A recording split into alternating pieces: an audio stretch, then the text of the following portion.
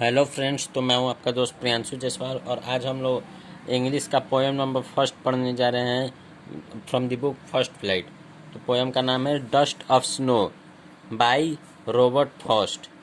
तो ये जो डस्ट ऑफ स्नो है, इसका मतलब डस्ट नहीं है, डस्ट का मतलब झरना है। इधर इस पोएम में डस्ट का मतलब झरना है। तो आइए हम अबाउट द पोएम के बारे में जान लेते हैं। Robert Frost, 26 March 1874 to 29 January 1963, was an American poet. Robert Frost थे, जिनका जन्म 26 मार्च 1874 में हुआ था और वो 29 जनवरी 1963 में मरे थे और वो एक अमेरिकन पोइट थे। His work was initially published in England before it was published in America. उनके जो वर्क थे वो पहले इंग्लैंड में पब्लिश हुए थे, बाद में अमेरिका में हुए थे, क्योंकि वो अमेरिका में के रहने वाले थे, लेकिन पहले उनका जो वर्क था वो पहले इंग्लैंड में, उसके बाद अमेरिका में।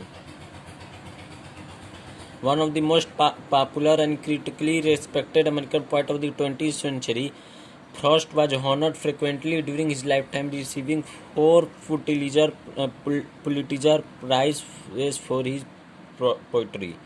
तो वो एक मोस्ट और क्रिटिकली रिस्पेक्टेड अमेरिकन पोइट्स थे 20th सेंचुरी के, कि वो उनके लाइफ टाइम में उन्हें 4 पुलिट्जर प्राइजेस मिले थे पोइट्री के लिए।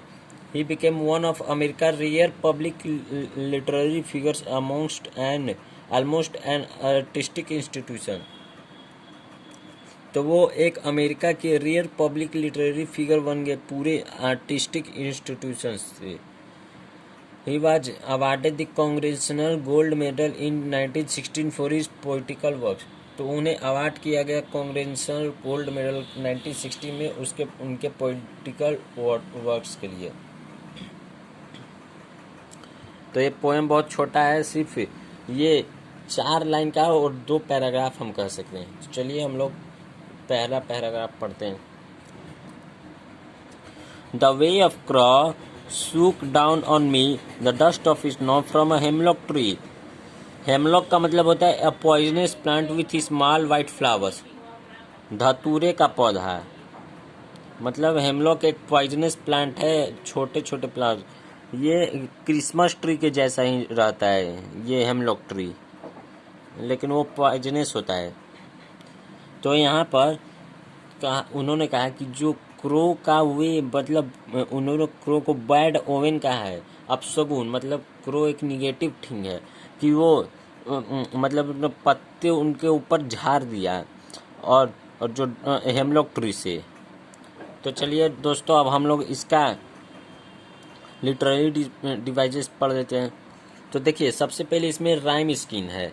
राइम स्कीम इसमें है ए बी।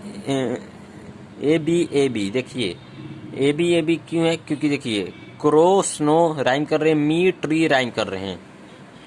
उसके बाद इसमें इंजैपमेंट का मतलब होता है कि लाइन अगले लाइन में मतलब चलती जा रही है, वहाँ पर कोई डॉट नहीं है, फुल स्टॉप नहीं है। तो देखिए यहाँ पर इंजैपमेंट है। और फिर एसोनेंस। तो एसोनेंस में कोई भी वॉवेल साउंड, मतलब किसी वर्ड के बीच में वॉवेल साउंड आ जाए और वो रिपीट करे उसी लाइन में, तो उसको हम लोग एसोनेंस बोलते हैं। देखिए सूक में सूक डाउन ऑन मी, ओ इसमें कर रहा है। तो चलिए अब हम लोग दूसरा पैराग्राफ पढ़ते हैं। Has given my heart a change of mood and saved some part of a day I had rued. Rued का मतलब है पछतावा होना।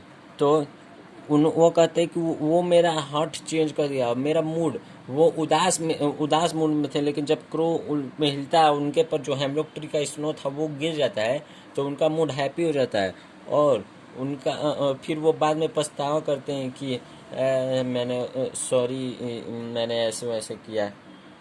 तो चलिए फ्रेंड्स, अब हम लोग इसमें वर्ड मीनिंग करते हैं, अरे लिटरेरी डिवाइसेस करते हैं। तो इसमें पहला लिटरेरी डिवाइस है राइम स्कीम। देखिए राइम स्कीम है सी डी, मतलब हॉट पार्ट, हॉट और पार्ट ये दोनों राइम कर रहे हैं। मूड और रूड ये दोनों भी राइम कर रहे हैं। इसमें एलिट्रेशन है। एलिट्रेशन मतलब repetition of consonant sound in a particular line. तो देखिए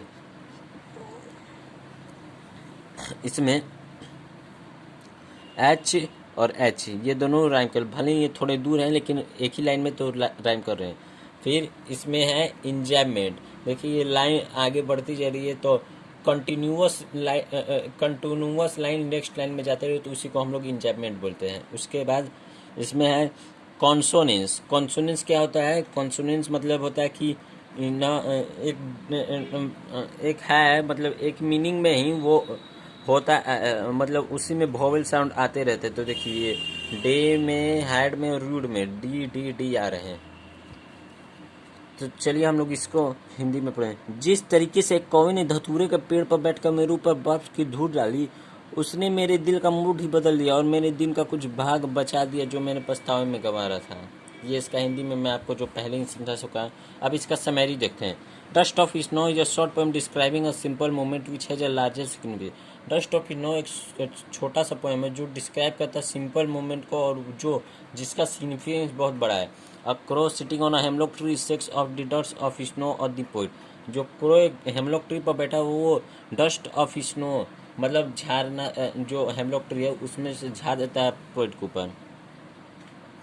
this simple action changed the depressive mood off है। और ये जो सिंपल एक्शन वो डिप्रेसिव मतलब जो पॉइंट था वो सैड था, वो उसका मूड चेंज होता है। Lost in sorrow he has wasted a part of his repenting but now the change of mood he wants to utilize the rest of the day in some useful activity. तो वो सौरों में मतलब दुखी होने में अपना डे का part हटा देता है, लेकिन वो अपना अब इस मूड मोमेंट के बाद वो अपना मूड चेंज कर रहे हैं और वो सोचता है कि हम अपना डे को यूटिलाइज करें कुछ यूजफुल एक्टिविटी में। So thank you friends, please like and subscribe my channel. Thank you.